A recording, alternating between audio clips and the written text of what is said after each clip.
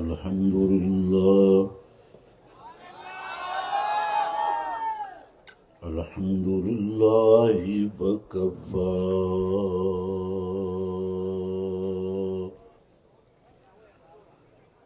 والصلاة والسلام على سيد الرسل على سيد الرسل وخاتم الأنبياء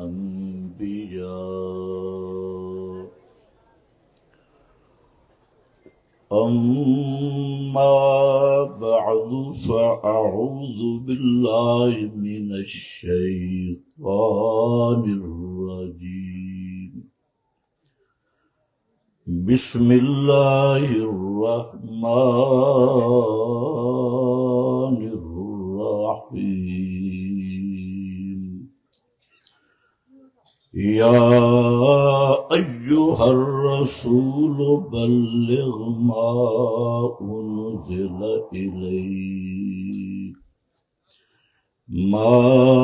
أنزل إليك من ربك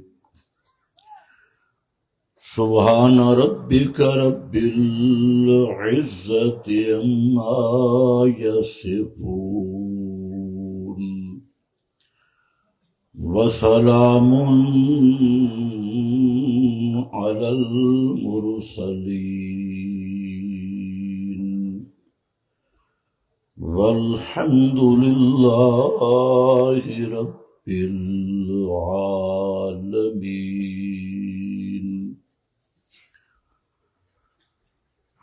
انتہائی قابل قدر معزز علماء کرام، بزرگوں اور بھائیوں، آج کی یہ پر رونق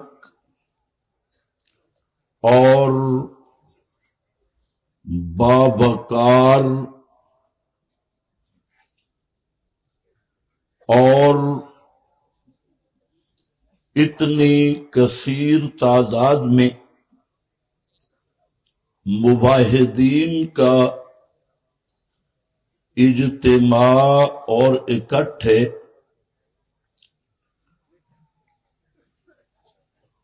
اور اتنی تعداد میں اہل توحید کا جمع ہونا، یہ اللہ رب العزت کا خاص انعام اور فضل ہے، اور یہ ہمارے مخدوم مکرم امیر محترم شیخ الاسلام بالمسلمین، شیخ القرآن بالحدیث حضرت مولانا علامہ محمد طیب طاہری حفظہ اللہ، یہ ان کی محنت اور ان کی لیاقت اور قابلیت کی ایک واضح دلیل بھی ہے اور شہادت بھی ہے۔ میرے بھائیوں، میں نے انتہائی مختصر صرف ایک آیت کے متعلق چند باتیں عرض کرنی ہیں، جس میں اللہ رب العزت نے دو چیزیں بیان فرمائی۔ پہلے لفظ میں عظمت محمد مصطفیٰ صلی اللہ علیہ وسلم، اور وہ لفظ ہے یا ایھا الرسول۔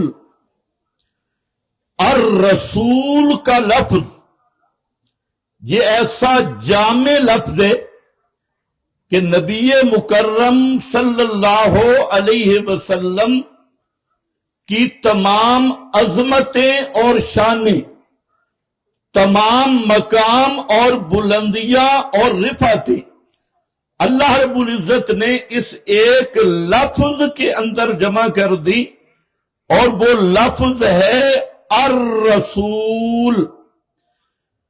یا ایھا الرسول، فرمایا اے میرا پیغام دینے والے، اور پنجابی میں معنی اس کا اور بہترین ہے، میرا سنیہا دیون والے، میرا پیغام دینے والے، بلغ ما انزل الیک من ربک۔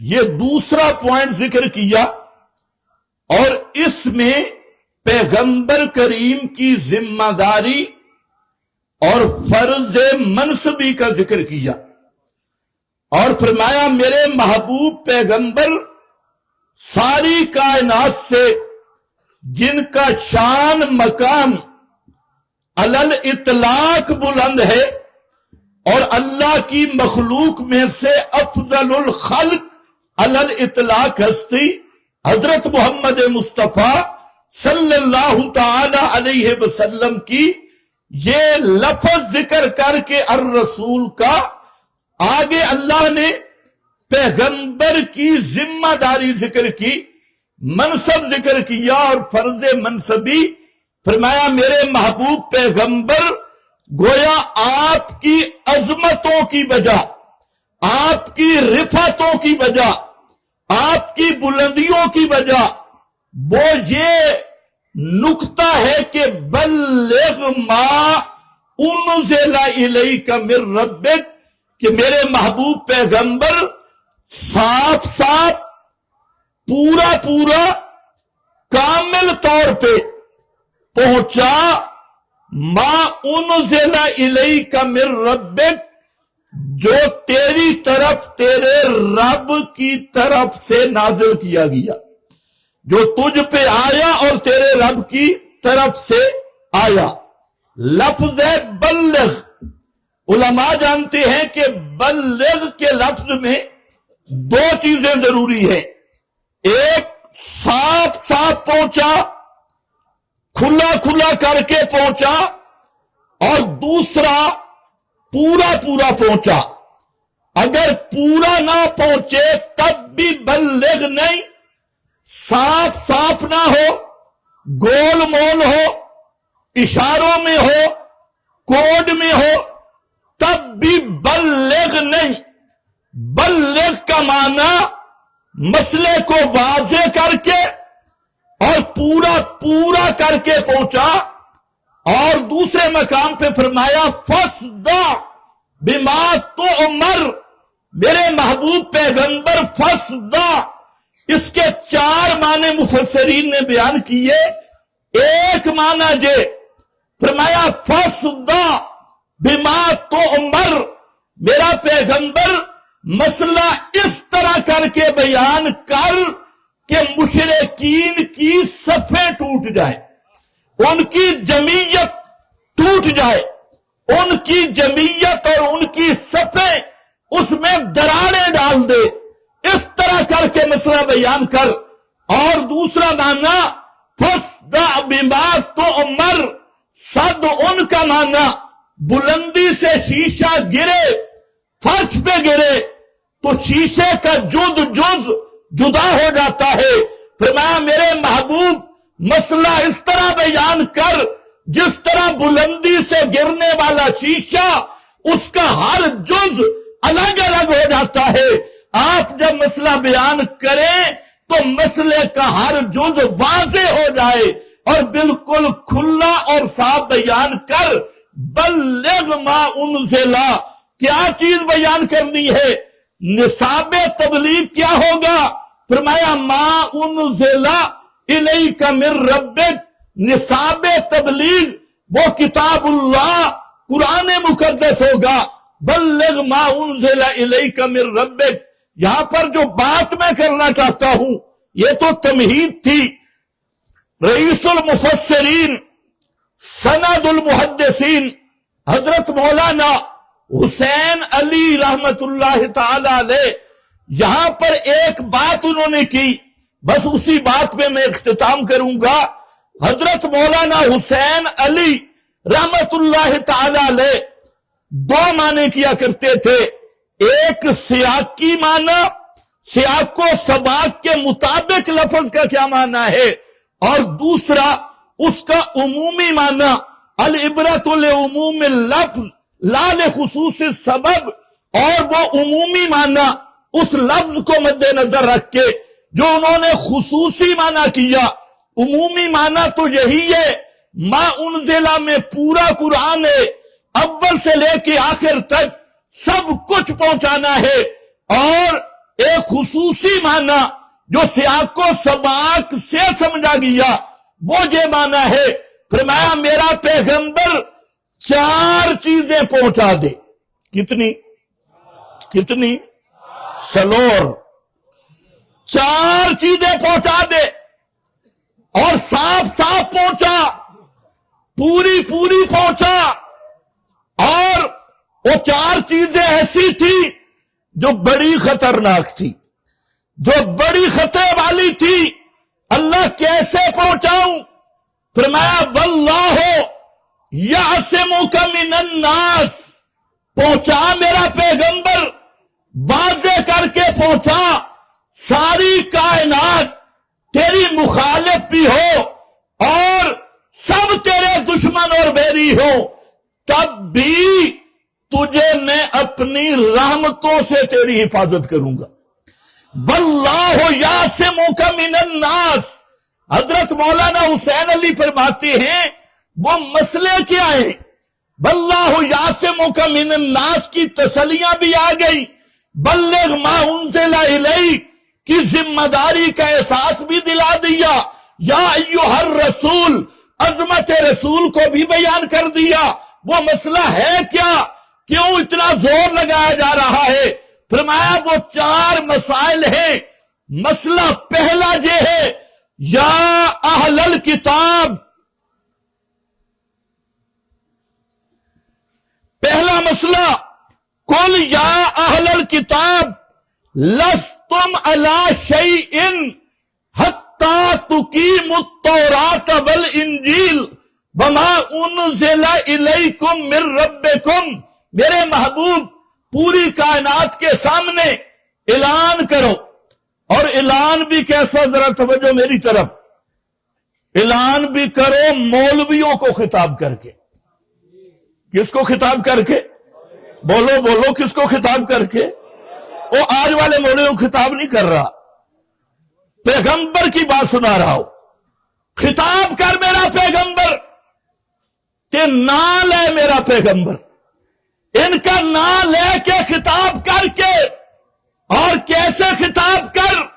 اچھا اس وقت بڑے بڑے مولوی بھی تھے، بڑے بڑے پیر بھی تھے، بڑے بڑے ذکر کے حلقے بھی تھے، بڑے بڑے تورات انجیل کے مدرسے بھی تھے، بڑے بڑے شیوخ التورات اور شیوخ الانجیل بھی تھے، اور بڑے بڑے مذہبی رہنما بھی تھے، اور پیغمبر کریم کو فرمایا گیا میرے محبوب کہہ دے کل یا اہل الکتاب، اے مولویو، اہل الکتاب ہو، کتاب والو، لستم علی شیء، کوئی نرم سا معنی کر لو، لستم علی شیء، تم نرے بے ایمان ہو، لستم علی شیء، تم کسی چیز پر بھی نہیں، اور نرے بے دین، بے ایمان، حتی تقیموا التوراۃ والانجیل وما انزل الیکم من ربکم، جب تک تم مولویوں کی کتابیں چھوڑتے نہیں، اپنے بزرگ اور نیچے والوں کی لکھتے ان کو ترک نہیں کرتے، اور اللہ کی منزل کتابوں کو قائم نہیں کرتے، اس وقت تک لستم علی شیء، تم نرے بے دین ہو۔ دیندار تب بنو گے کہ ہر ملا کی بات چھوڑنی ہوگی، ہر اپنے پیر کی بات چھوڑنی ہوگی، اور اللہ کی کتاب کو قائم کرنا ہوگا۔ تقیم التوراۃ بل انجیلا بما انزل الیکم من ربکم، جب تک اپنا نصاب صحیح نہیں کرتے اور اللہ کی وحی کی اقامت نہیں کرتے، اس وقت تک مولویوں کی مانتے رہو تب بھی بے ایمان، پیروں کی مانتے رہو تب بھی بے ایمان، کائنات کی کسی بڑے کی مانو چھوٹے کی مانو، ایمان تب نصیب ہوگا سب کو نیچے رکھ لو اور اللہ کی وحی کو اوپر رکھو۔ یہ مسئلہ تھا بلغ ما انزل الیک من ربک، اور یہ فتویٰ لگانا آسان تھا، اور یہ باعث اشاعت التوحید ہے، یہ باعث میری جماعت ہے جو فتویٰ بھی قرآن سے لگاتی ہے۔ باقیوں کے فتوے ہوتے ہیں دارالافتاء میں اور تلی واٹ میں، سارے جی فلانا حیات النبی کا منکر ہے۔ کون منکر ہے؟ آپ میں سے ہے کوئی حیات النبی کا منکر؟ فلانا ان کا حدیث کا منکر ہے۔ حدیث کا منکر کافر ہوتا ہے، حدیث کا منکر مسلمان نہیں ہوتا۔ الٹا الزام کیا؟ او جی یہ جو لوگ ہیں نا یہ حدیث کا انکار کرتی ہے اور پھر کہتے ہیں یہ فتویٰ لگاتی ہے۔ ان سے پوچھو اس سے بڑا فتویٰ کیا ہوگا؟ کسی کو منکر حدیث کہنا اس کو کافر کہنا دونوں برابر ہے، اور جیسے قرآن کا منکر کافر ہوتا ہے اسی طرح پیغمبر کے قطعی فرمان کا منکر بھی کافر ہوتا ہے۔ تو اس لیے یاد رکھو ہم اس طرح کے فتوے نہیں لگاتے کہ یہ کچے فتوے، مفتی کا فتویٰ، مولوی کا فتویٰ، فلانے کا فتویٰ۔ ہم فتویٰ بھی وہ لگاتے ہیں جو قرآن میں منصوص کر ہے۔ اب یہ میرا فتویٰ نہیں، لستم علی شیء، کوئی ترجمہ دیکھ لو، حتی تقیموا التوراۃ والانجیل، یہ پہلا نقطہ آیا کہ جب تک اللہ کی وحی اس کی اقامت نہ ہو اور قول کٹورے اور بزرگوں کی لکھتیں، بڑوں کی لکھتیں ان سے منہ موڑے نہیں اور اللہ کی کتاب کے ساتھ جڑے نہیں، اس وقت تک مولوی کہلائے، پیر کہلائے، وہ سب کچھ ہو سکتا ہے لیکن مسلمان بھی نہیں ہو سکتا، دیندار بھی نہیں ہو سکتا۔ یہ پہلا۔ دوسرا سنو، بلغ ما انزل الیک من ربک۔ دوسرا نقطہ کہ ذرا خیال سے سننا، فرمایا لقد کفر، سارے پڑھو، سارے پڑھو، لقد کفر، اللہ کی قسم پکے کافر ہے۔ لقد کفر کا معنی واللہ، لقد کفر، قد پہ لام اور پھر ماضی کے سیاق میں قد پہ لام آ جائے تو یہ معنی قسمیہ بن جاتا ہے اور تقدیر عبارت بنتی ہے واللہ لقد، اللہ کی قسم وہ لوگ پکے، بولو یار ترجمہ دیکھ لینا، قرآن سے ایک لفظ باہر جاؤں تو بتا دینا۔ لقد کفر، اب کوئی اچھا معنی کر لو، میٹھا میٹھا کافر، پیارا پیارا کافر، خیستہ خیستہ کافر، جو مرضی کر لو، سونا سونا کافر، لیکن معنی جہاں کرنا کافر، اللہ کی قسم وہ لوگ پکے کافر۔ کون؟ قالوا ان اللہ هو المسیح ابن مریم، ان اللہ هو المسیح ابن مریم، جو لوگ کہتے ہیں کہ عیسیٰ بیٹا مریم کا، اس میں اللہ کی صفات ہے، عیسیٰ، اور جن کا عقیدہ احد اور احمد میں صرف میم کا فرق ہے۔ احد، احد ہاں احمد سڑوایا، جن کا عقیدہ ہو کہ محمد الرسول اللہ قیامت کے دن سرے عرش اللہ بن کے نکلیں گے، جن کا عقیدہ ہو کہ محمد الرسول اللہ صلی اللہ علیہ وسلم کے متعلق کہ میں سو جاؤں یا مصطفیٰ کہتے کہتے، کھلے آنکھ صلی اللہ کہتے کہتے ہزاروں مشکلیں میری آسا ہوئی، اس مشکل کشا کو مشکل کشا کہتے کہتے ادب سے زبان تھام کے رہ گیا میں، حبیب خدا کو خدا کہتے کہتے جس کا یہ عقیدہ ہو وہ کون ہے؟ بولو، کہو لقد کفرا، کیا ہے لقد کفرا؟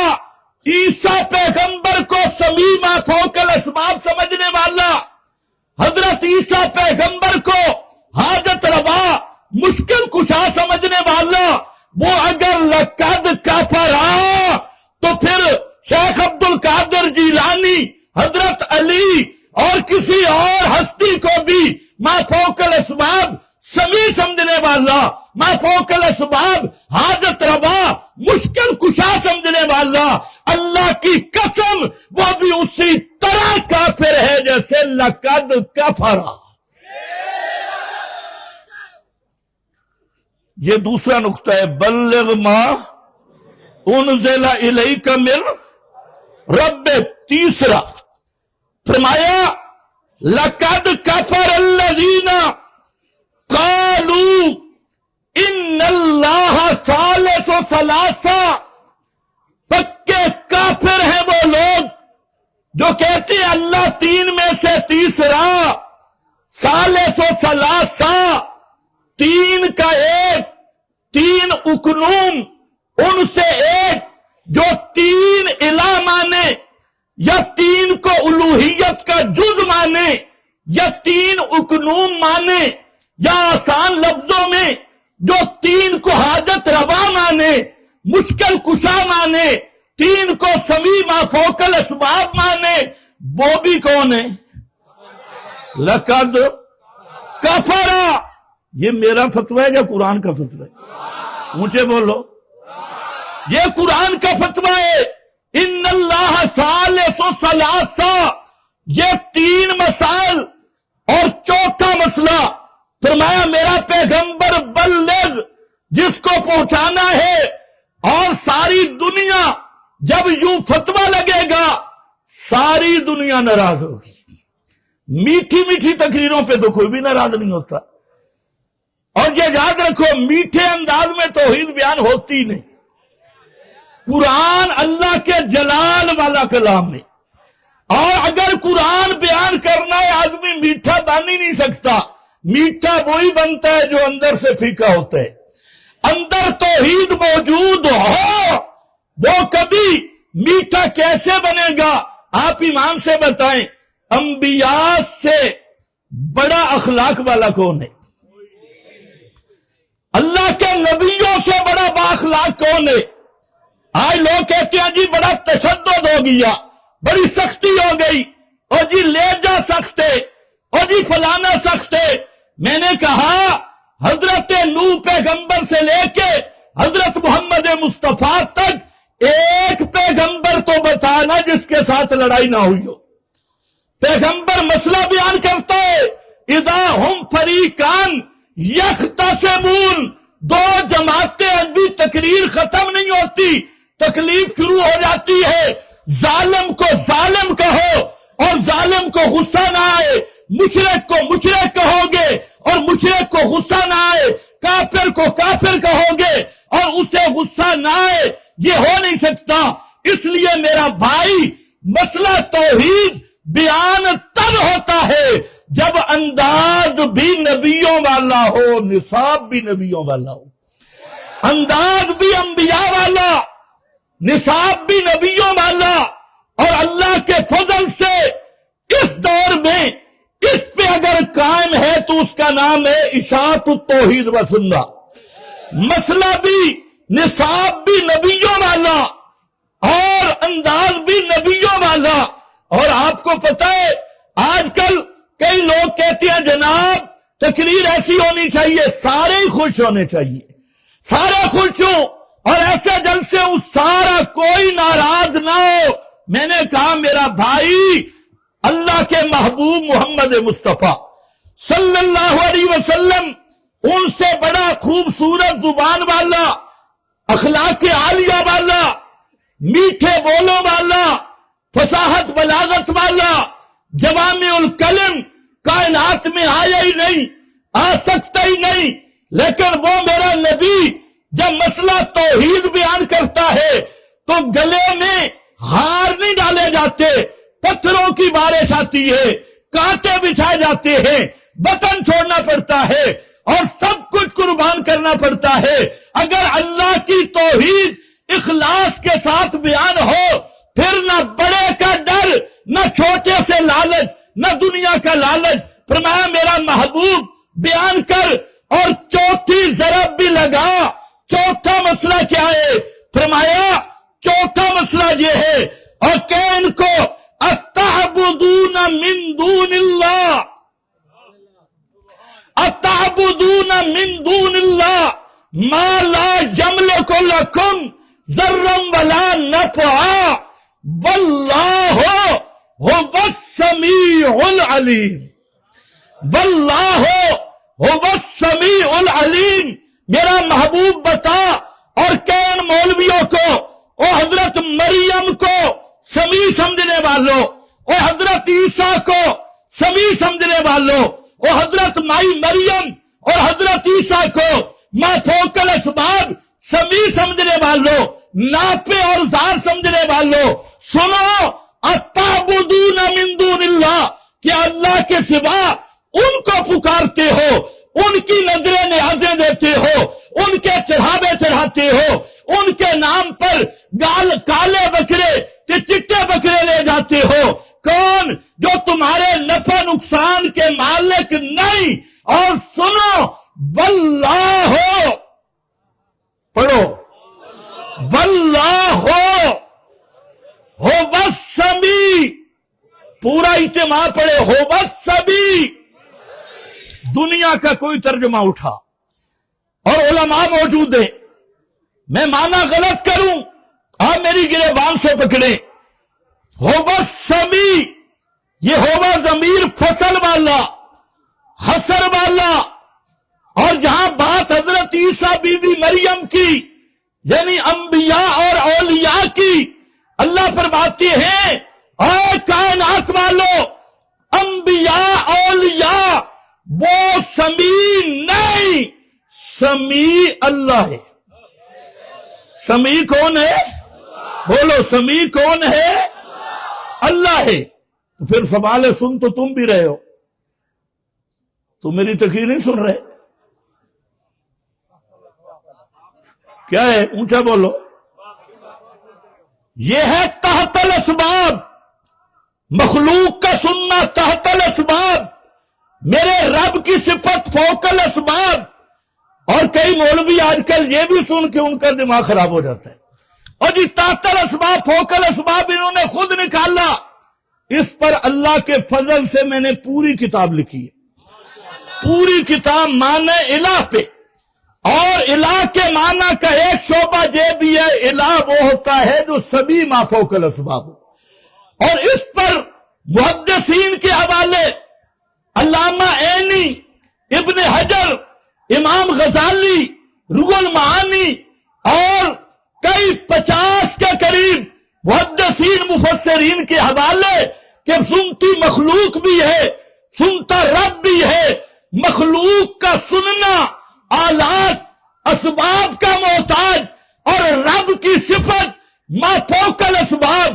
تو اس لیے میرا بھائی، اور جہاں پر بھی کیا آیا اتعبدون من دون اللہ، اس تعبدون پہ بھی غور کرو، عبادت مسئلہ الہ کا بیان ہے۔ فرمایا کیا ان کو پوجتے ہو، ان کی عبادت کرتے ہو جو تمہارے نفع کے مالک بھی نہیں، نقصان کے مالک بھی نہیں، اور کیا ہے واللہ هو السمیع، وہ تمہاری پکارے سنتے بھی نہیں، کیونکہ بغیر اسباب کے سننے والا کون ہے؟ بغیر اسباب کے جاننے والا کون ہے؟ یہ 4 مسئلے پہنچا میرا پیغمبر. بلغ ما انزل الیک من ربک. اگلی بات سننا، واللہ یعصمک من الناس. حضرت مولانا حسین علی رحمت اللہ تعالی علیہ فرماتے ہیں یہ 4 مسئلے بیان کر سے نہ لگ پتا ویسی. میٹھے میٹھے مسئلوں پہ پتہ نہیں لگتا.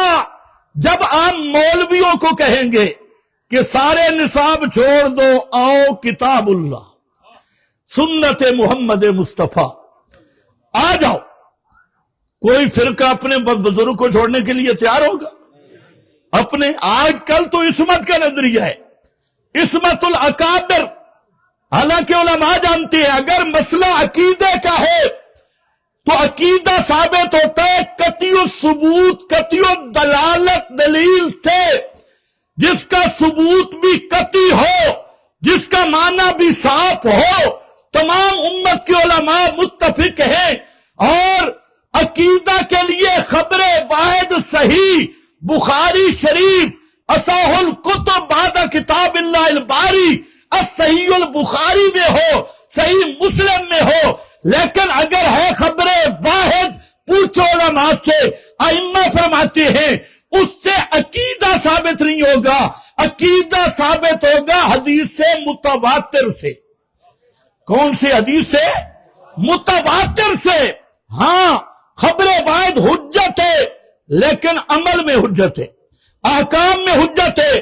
تو مسئلہ عقیدے کا ہے تو وہاں نہ بزرگوں کے اقوال، نہ بڑوں کے اقوال، نہ کسی کے اقوال، یہ اندھی تقلید نہیں.